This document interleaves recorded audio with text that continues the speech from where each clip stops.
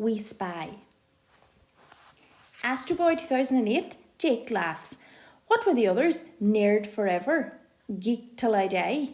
I knew I shouldn't have told him. Too late now. But did you win? No, I say sheepishly.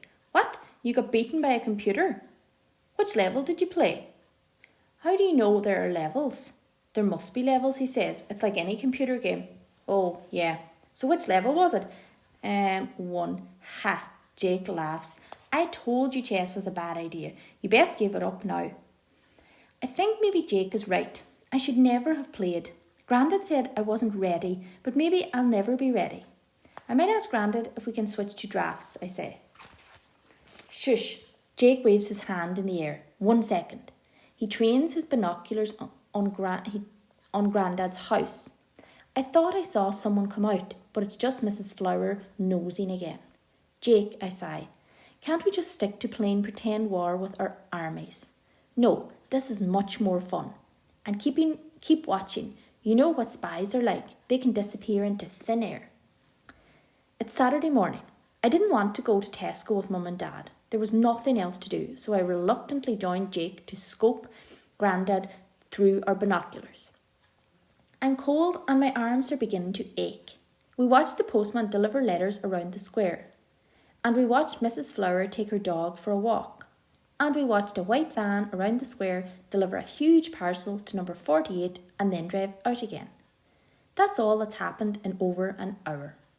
Jake made spying sound so exciting, but it's more boring than watching the news on TV. Jake, this is pointless, I say. Let's go and play Fortnite at mine. No, we have to be patient. Something will happen soon. Spies don't stay in all day. Now, tell me what the cards in his wardrobe were like again. I take my binoculars down, but Jake's are still trained on Grandad's house. I told you, they had a symbol like a hand holding a rifle, and I remember seeing the name Commander Steiner. Commander Steiner? Who has a name like that? Asks Jake. Hang on, Felix. He waves his arm at me. Pick up your binoculars. Your Grandad's just come out. I lift my binoculars and scan across to Grandad's house. The front door is open and Grandad's walking around the garden in his dark suit, which he hardly ever wears. He's checking no one's watching. Now he's bending down. Jake whispers like a snooker commentator.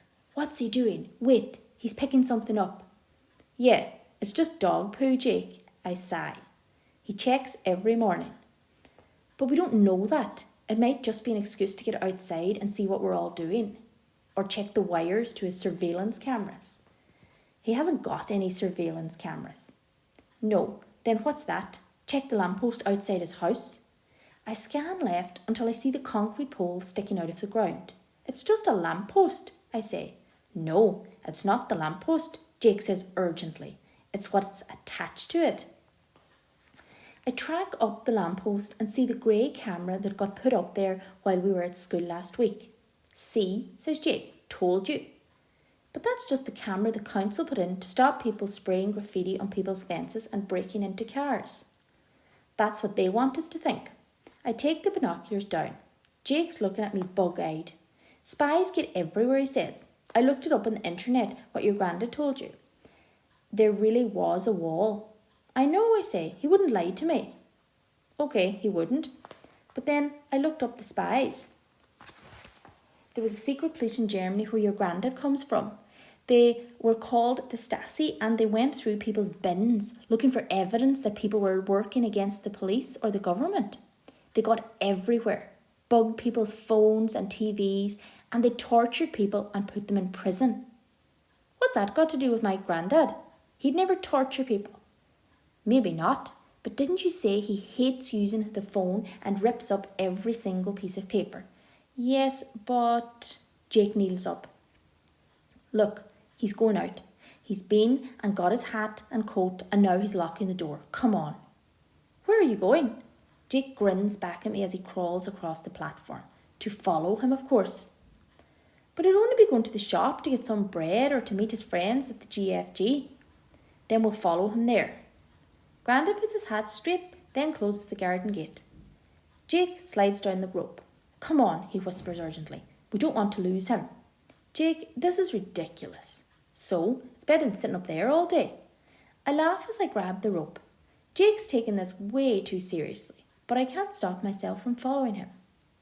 At the bottom, we hide behind the tree and watch Grandad turn down the alley that leads out to the main road. On the count of 3, Jake holds up 3 fingers. 1, 2, 3. We scuttle across the grass like we've seen Marines do in films. When we reach the fence by the alley, we crouch down. Grandad is now at the other end, wearing his long grey coat. He looks left, then right. He's looking for his accomplices, whispers Jake. No, Jake, I say, he really isn't. I think he's just crossing the road. A bus passes in front of Grandad. He looks left and right again, and then crosses to the other side. Me and Jake run down the alley. At the end, we stop and crouch behind the green box that contains all the wires and fuses to the telephones in our estate. We peer over the top and see Grandad walking towards the row of shops. Jake points to a white van parked outside them. We'll hide behind that, he whispers. I'll go first, you follow. Before I have chance to nod, he's already gone without even checking to see if the road was clear first. This is mad. Jake reaches the white van. I look along the row of shops and spot Grandad going into the florist's.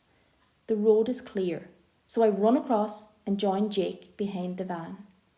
This is so cool, he grins. Jake, I say, this is stupid. He's only come out to buy flowers. Yeah, but that's what spies do.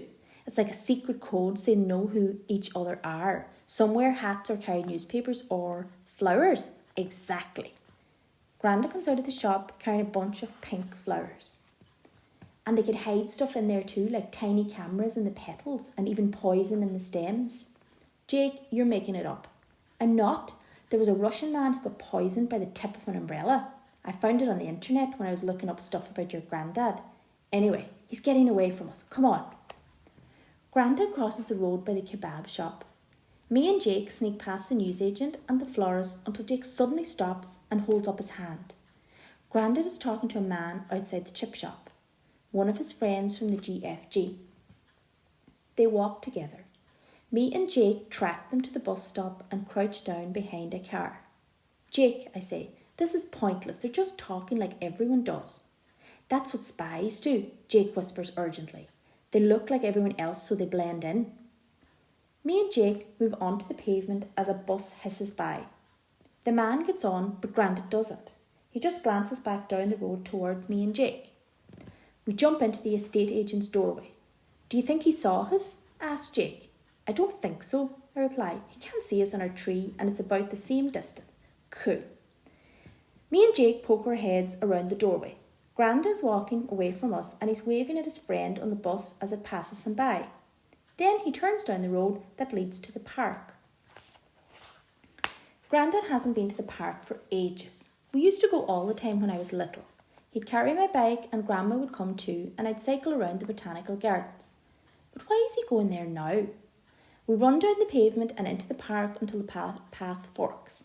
We look left and right, but all I can see is a man jogging and a woman bending down and talking to her child in a pushchair. Jake holds his arm out wide. Where did he go? I shrug. See, Felix, says Jake. I told you that spies can vanish into thin air. We both spin around, but I can't see Grandad anywhere. We can't have lost him, I say. He can't run quicker than us when he's 72. Maybe we should just go home. Home? Says Jake. You're joking. It's just getting interesting. Come on, let's split up. You go that way towards the pond. I'll take the path to the play area. Okay? Okay, I sigh, and hope that Jake will lose interest soon. Text me if you find him. Jake holds up his phone, and if we don't, meet me on the other side. I nod as Jake turns away towards the play area. For a moment, I watch him as he crouches down and creeps along the path. Every once in a while he stops and hides behind a bush, peers out, then moves on. It's like he thinks he's in the special forces. I turn along the path towards the pond, but I don't bother hiding because it's getting silly now. My phone vibrates in my pocket. Anything? I look around the pond. Nothing, just ducks. Keep looking, gotta be here somewhere. I walk on around the pond and then over the bridge that leads to the exit. A man in a dark coat enters the park. For a moment I think that it's Grandad, but this man is taller and is smoking a cigarette. Jake emerges from a bush in front of me. Don't know where he got to. He could be anywhere. Maybe he just went back home like we should, I say. Or the toilet, says Jake. I didn't check them. He does go to the toilet a lot, I say, but he doesn't go for 20 minutes. Unless he's thinking that someone is following him, Felix. I jump at the voice. Jake looks at me bug-eyed. We turn around slowly. Grandad, I say, where did you come from? My heart beats like he's caught me at the biscuit tin. I am thinking the same thing. Grandad looks at me sternly. We were just, I glance at Jake, thinking, help me out. We were just walking, says Jake. Yeah, we were just walking. And watching you because we think you might be a spy. What? No, Jake. A spy, says Grandad. Jake, I glower at him. Stop. But you think it as well, Felix. It was you who said we might have a microphone and a camera hidden in those flowers. Jake points at the bunch in Grandad's hands. Grandad frowns at me. Is this what you are thinking, Felix? That I am a spy? It's just pretend, Grandad, I say. A joke. A joke? Grandad steps towards me. You think this is funny? You do not know how bad what you're saying is. Especially today. His eyes sparkle as tears gather in his eyes. I glance at Jake, but he's looking at the ground like he's been told off by Mr. Lugish. Grandad? No. Grandad shakes his head. I am thinking that we should not talk for a while. But Grandad, I walk after him. Grandad, please stop. Jake didn't mean it. I didn't mean it. Please let me explain. It was just a game. Grandad ignores us. He's so upset that it's useless me saying anything. I stop walking and watch as he reaches the end of the path and turns out of the park exit. Jake arrives by my side. Don't worry about him, Felix. He's just upset because we've blown his cover. Now he's off to... Jake, don't. I snap. What? I was only saying. And I said, don't.